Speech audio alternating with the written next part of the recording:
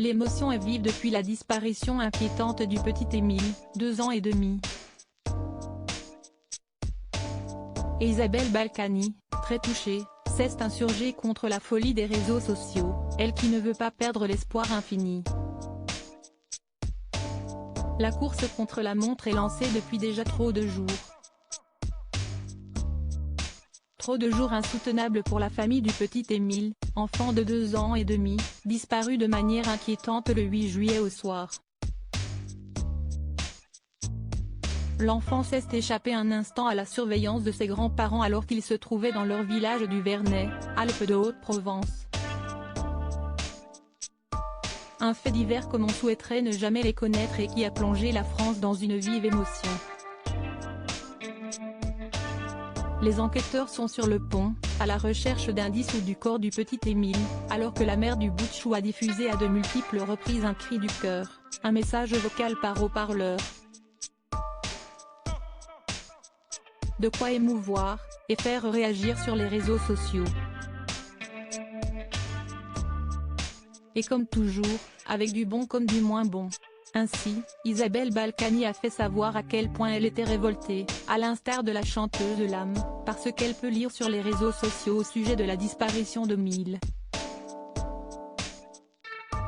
Fervente utilisatrice de Twitter, la femme politique et épouse de Patrick Balkany s'est saisie de son compte pour se livrer avec simplement quelques mots, dont une citation de Francis Scott Fitzgerald.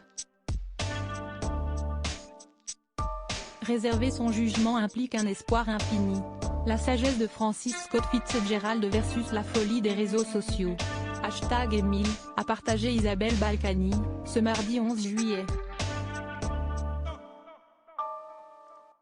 Alors que l'émotion est grande autour de cette disparition inquiétante d'un petit garçon, qui est peut-être actuellement confronté à la déshydratation ou a été victime d'un accident de voiture ou de tracteur, piste jusqu'ici privilégiée par les enquêteurs, certains tentent d'imaginer de nombreux scénarios et théories tordues. Ainsi, ils sont nombreux à jouer les médiums et ont provoqué la colère du plus grand nombre, et d'Isabelle Balkany. Elle s'insurge ainsi contre la folie qui y règne, et souhaite que l'espoir continue alors que la course contre la montre continue. Où en est l'enquête? Concernant l'enquête, les dernières révélations sur le sujet faites par nos confrères d'Europe 1 affirment que si est la piste de l'accident suivi de la dissimulation du corps du petit Émile qui est pour le moment celle qui est privilégiée. Une bien triste nouvelle qui fait froid dans le dos. Nos confrères précisent néanmoins que, pour le moment, le parquet ne confirme aucune information, le procureur de la République continuant d'affirmer qu'il ne privilégie aucune thèse jusque-là. Si les battues pour retrouver Émile viennent de prendre fin, la section de recherche de la gendarmerie de Marseille, elle, poursuit. Et des résidents du village et notamment du hameau du Haut-Vernet, composé de 25 maisons, puisqu'il s'agit du lieu où a disparu l'enfant de 2 ans et demi, ont été entendus. On évoque également une garde à vue qui a été levée. La stratégie veut désormais que seuls les enquêteurs soient en charge des recherches, alors que le scénario commence à se dessiner.